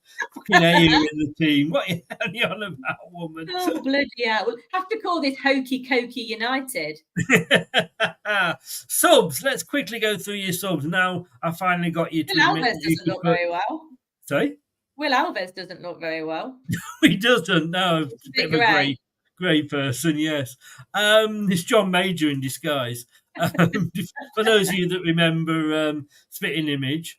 Right. Now, I've tried to put them in reasonably in positions for you. I was surprised, first of all, I was surprised because you'd only gave me 7 substitutes, but I finally got the 9 out of you. Really surprised that somebody not in there, which we'll come on to in a minute. But first of all, the first surprise was Danny Ward, our penalty saviour and man of the match, and everybody shouting out for him in the cup game. You've dropped him for Everson. Yeah, because I think he's a better number 2 in the Prem. I have to say, you agree? Yeah, I can't argue with that because I was very surprised when Enzo dropped him for Stelarczyk. Cody, yeah, I agree with that because he brings that experience. He's got that car. He's the Wes Morgan. He's our current Wes Morgan, isn't he? He can come on and he can calm things down. You've got Ndidi there, which I wouldn't necessarily argue with. having him on the subs bench, but you've only got one defender on there. Why isn't Yannick, who has played every single minute for Denmark? Injured? Yannick isn't injured. Yes, he is. I don't think you'll find he's not. I think you'll find he is. That's why he's not been playing. He's had an ankle injury, but Steve Cooper only said that about 2 weeks ago. But he's just played for Denmark. Or maybe he's back now. He said for the Bournemouth game he was back on grass. That's all he said. What, Yannick? Yeah, and I don't mean weed. Well, I did wonder maybe that's why he wasn't being... like Fours and Horses when he was like, I don't smoke, AstroTurf. Yeah, go on, Steve. Put me on. Let me see what I can do. You got Indeedy there. Alves, I mean, how long are we going to be shouting for this guy to be given a chance? It's like the Ricardo thing, but the subversion. Like, I don't know what's going on there, because we haven't loaned him out like we have with Braybrook, which I'd be all about, and Ben Nelson's gone out on loan as well. He looked really good in the 20 minutes I saw him against Tranmere. Like, he looked ready. Yes. He looked, similar to Buonanotte on the ball at times. Like, he's a bit of a magician. Like, the ball just sticks to him and he can be really creative. So why have we not even seen 10 minutes or something? Do you know what I like about Alves when he comes on is he's not scared to have a go. And I think that's what you find with the youngsters. Yeah, again, FA Cup a couple of seasons ago, we played Watford, and I think it was whether they were ill, but we had to play a lot of players. I think it was COVID possibly, against Watford, and we beat Watford. Against Nottingham Forest in the next round, all the main first teamers came back, and they stuffed us 4-1, whatever it was. The youngsters aren't scared to have a go. And when he's come on, he's kind of lifted the team, and he's certainly lifted the crowd.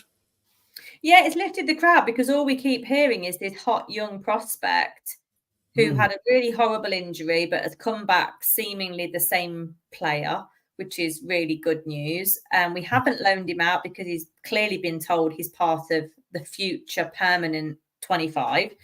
So I'm not really sure, for his own benefit, flip him, play him or loan him out. Like, otherwise we're just going to get a potential star that's not played any football. Yeah. And, you look at Steve Cooper, who had great success with the England work there with the under-17. So he's used to working with young players. And yet we've got one of the oldest squads in the Premier League now, like you. But anyway, picking on him. Looking across the rest of the midfield, Chowdhury there. I mean, if you need somebody to come on and do a job for you. He's also injured, actually. Is he? Yeah, he's dislocated his shoulder in training. Well, we'll drop him and put Vestergaard in then.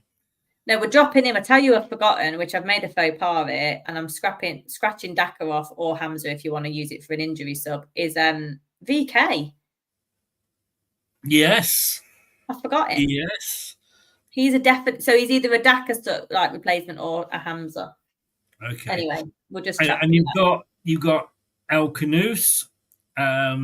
Like you say, I think he's just got to be drip fed into the thing as a. He was very late arriving as well, wasn't he? Yes, he wouldn't have had any pre-season and stuff in not the wee and then obviously on the winger there you got Ayew in the subs bench. Oh, sorry, no, you've not. You put him in the starting 11. We got Buddy Fratteru on the bench. Stick him on. Get that young. What was said about Alves?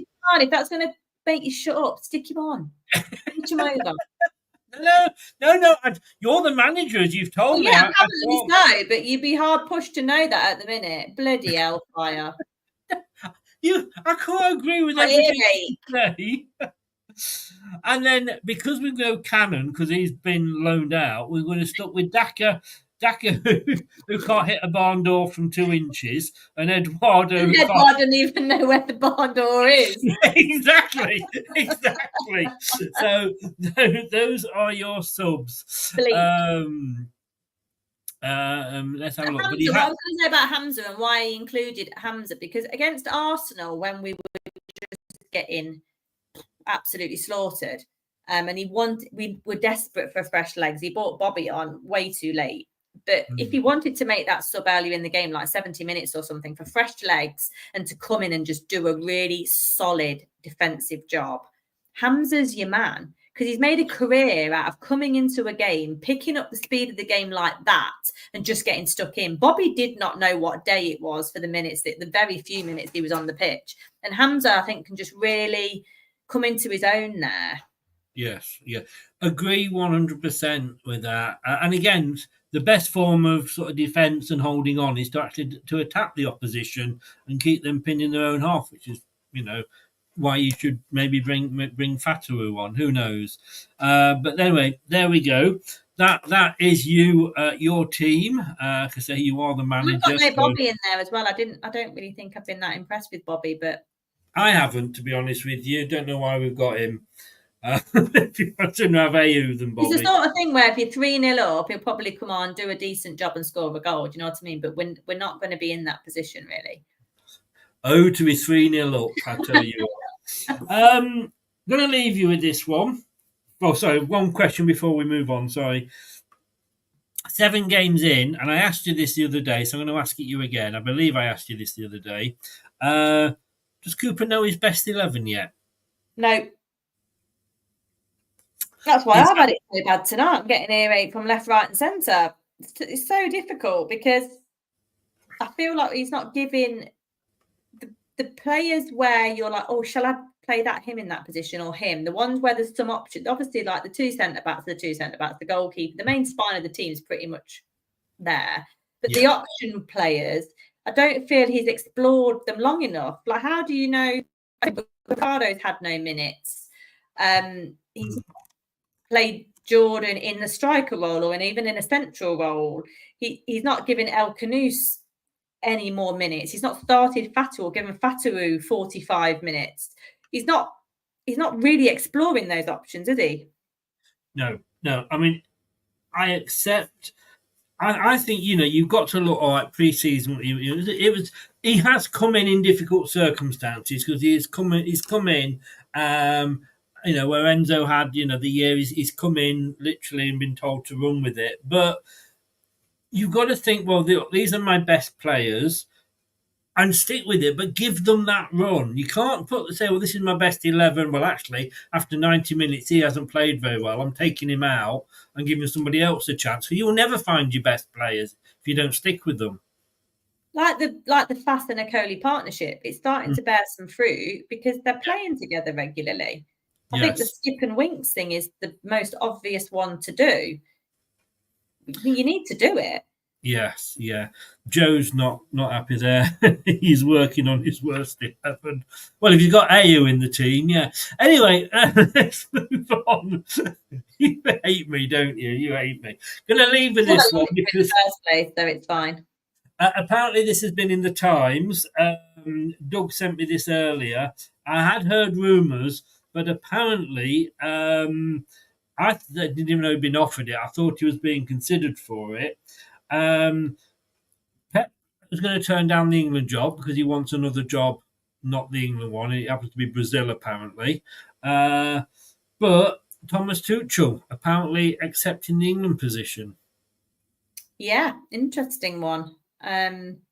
It's always a bit of a mixer, I guess, to have a non-English national manager. I mean, it's done quite a lot of places over the world. It's done in other sports as well, but it always creates a bit of gossip within the England camp. But yeah, I mean, he's a decent manager. It'll be very, very different. That's the only thing I will say that I like about the appointment, if it's true, is that it's a different angle to go from. It's very different to Southgate. I just feel I'm not really sure why he's taken it. I thought he'd be wanting to do more club football. But I don't think Pep was ever going to take it. No. I mean, it's a poison chalice and I don't think he'd enjoy it at all. I mean, the three, obviously, that everybody's been shouting about are Tuchel, Howe and Potter. I think if Potter was going to get it, I think he would have got it by now. The people are now saying, oh, he wants club football. He wants club football. Well, he's been offered a few clubs. He's been offered us about 3 times, hasn't he? I wouldn't mind Eddie Howe at all, to be honest with you, and he can handle the press. He's very, very good on that.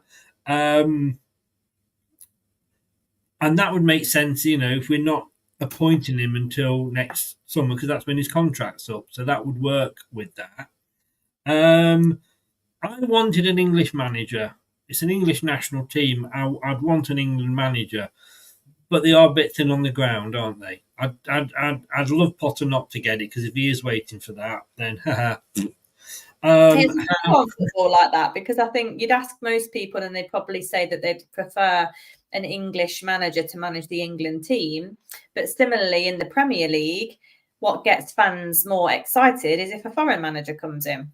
Yes, yeah. Very odd mentality. It is. The thing I think, though, to say that if we don't get an English manager, then if it's going to be a foreign manager, then let's get a foreign manager who's had English Premier League experience. In fairness to Ericsson came in, and it wasn't that bad. I mean, he got us to 3 quarterfinals, I think, wasn't it? A European quarterfinal and 2 World Cup quarterfinals. So he wasn't the worst manager we've had. Who was the Italian we got in? Capello. I mean, that was just a disaster, wasn't it? Really, strange guy. Yes, but you've got Thomas Tuchel coming in. If it is going to be Thomas Tuchel, he's worked abroad, so he's got that. He knows sort of the foreign leagues and foreign teams, but he also knows how the Premier League works. So if he accepts it, he can't come in and go, well, I want these players to be released. What do you mean? He knows how it works, doesn't he? And I wouldn't be totally. I mean, I think Chelsea absolutely dropped the shit on him when they got rid of him. He'd kept that club going. Because obviously it was the Abramovich out and, whoever coming in. And he kept that team running. He won the bloody Champions League for them, I think, didn't he? Or yes, did he get to the final? I think he did, yeah. Yeah. Yes, because he lost the FA Cup to us. Yeah, sorry about that. That in. But then he went on to win the Champions League. Very nice guy. Very respectful of us when we won the FA Cup. But with everything that was going on with Abramovich, he kept Chelsea going. He was like the thing that kept it all together. I wouldn't be against Tuchel, would you? No, and I think the Premier League experience probably is a lesser importance to me, because tournament international football isn't really like the Premier League. But he will know how the British press work, which is important. It's a massive part of the job. What he does need to have, and I'm not a big fan of the international setup. I make no escaping that. It's over the last 10 years in particular, it's become a bit of a farce. Like James Maddison had to get the press involved to get him into the squad when he played for us. And now when he's perhaps not having some of the best football at the moment or worse times last year, he's a shoo-in for England.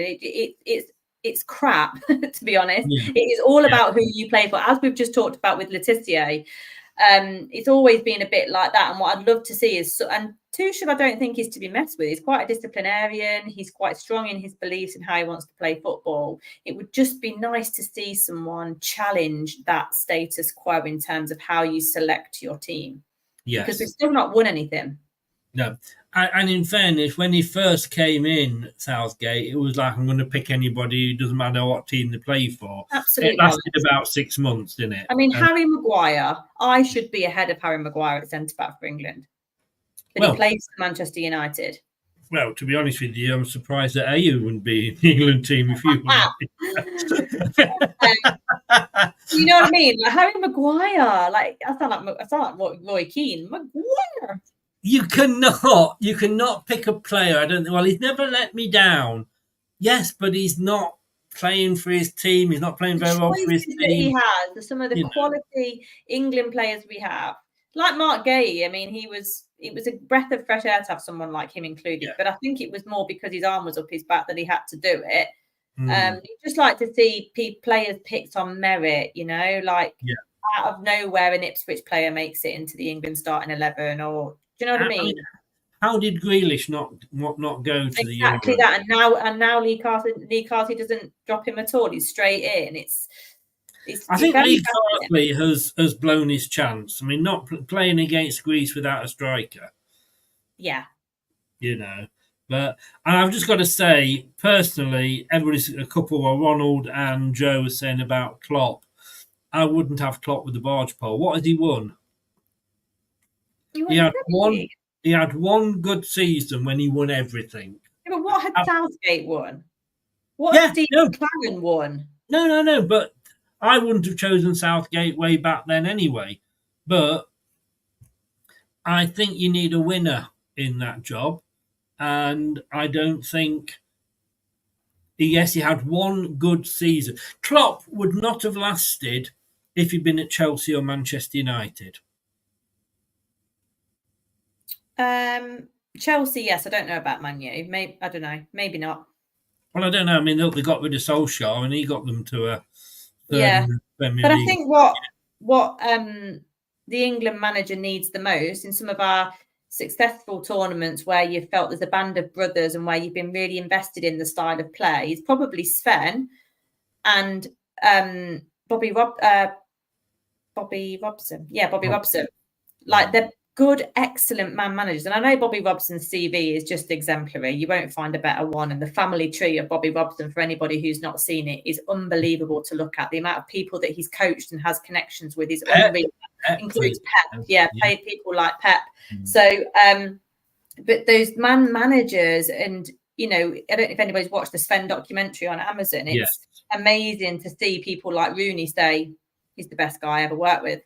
I've got to say, and not just because he was obviously Leicester manager, and I've got his signed picture up on my wall here, but I had a lump in my throat watching that documentary. Same. It was unreal. He's such a real person and just cares about the people that he manages. It's nice to be a manager, isn't it?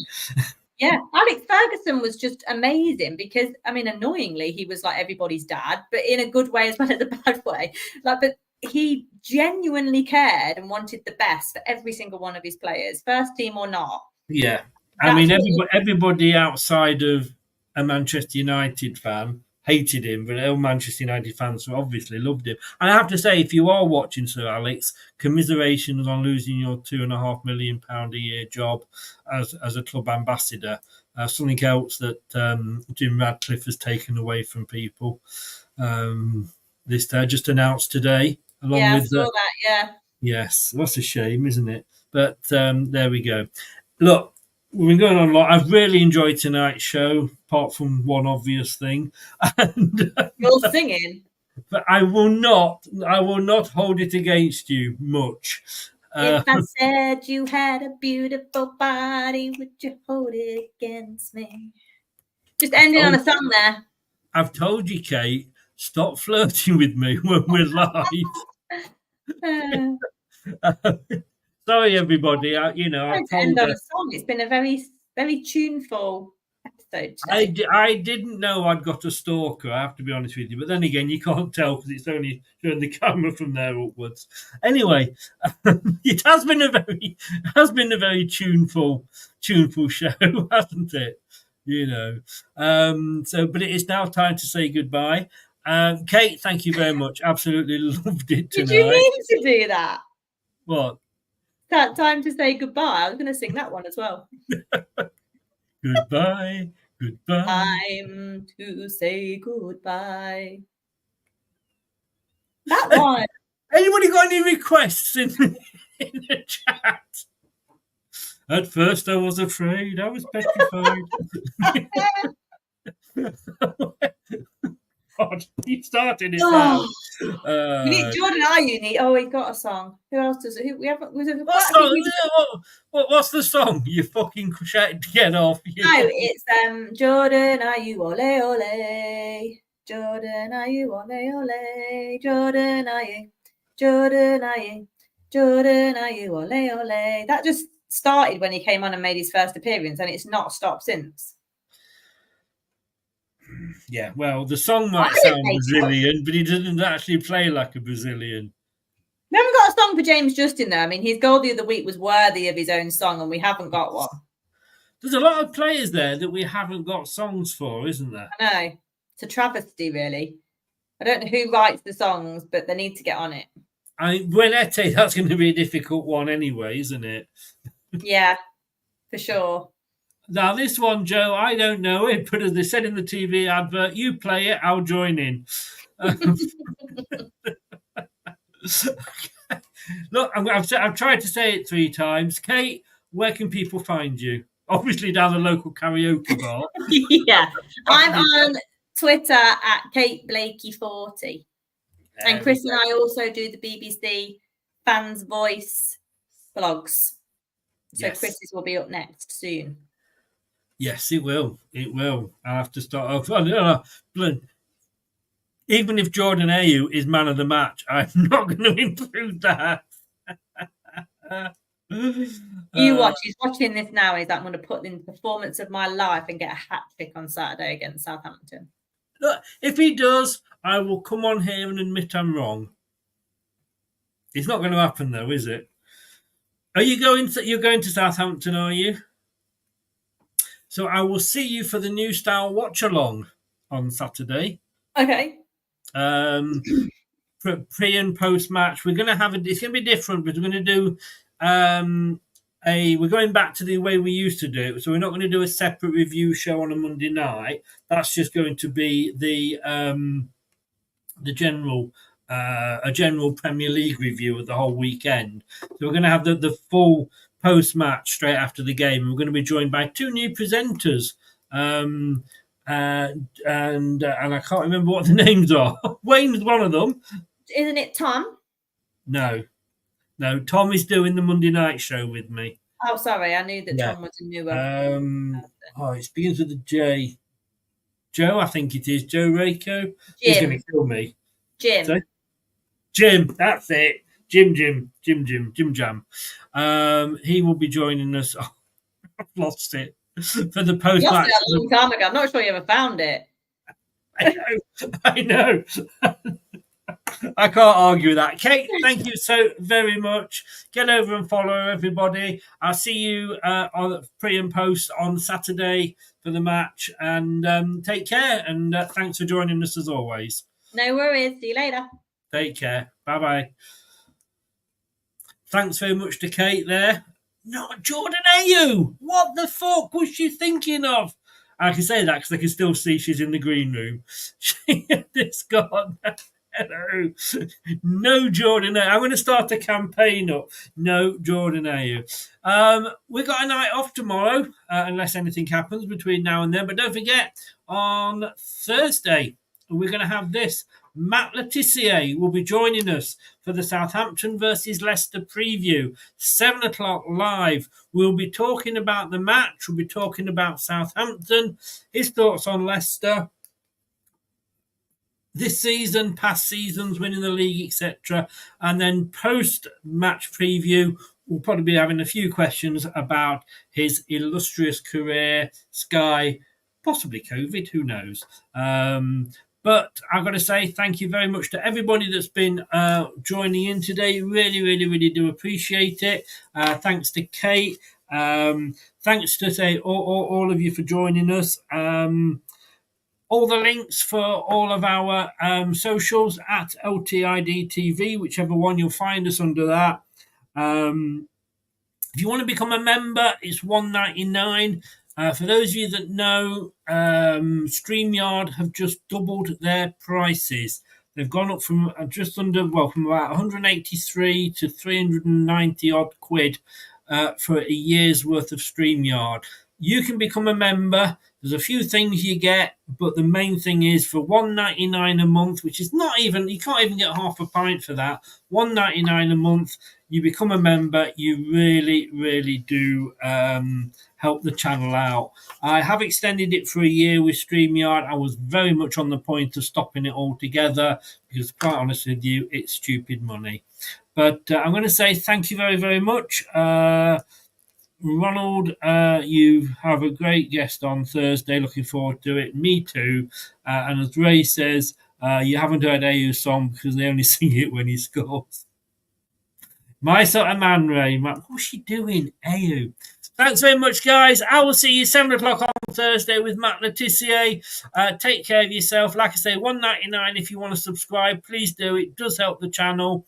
And the link is in the description below on YouTube. Take care, and I will see you all on Thursday at 7. Bye. Thanks for watching. These videos are tremendous. You'd better like them too, or I'll be back. This podcast is proud to be part of the TalkSport Fan Network. TalkSport. Powered by fans. That will conclude this evening's entertainment.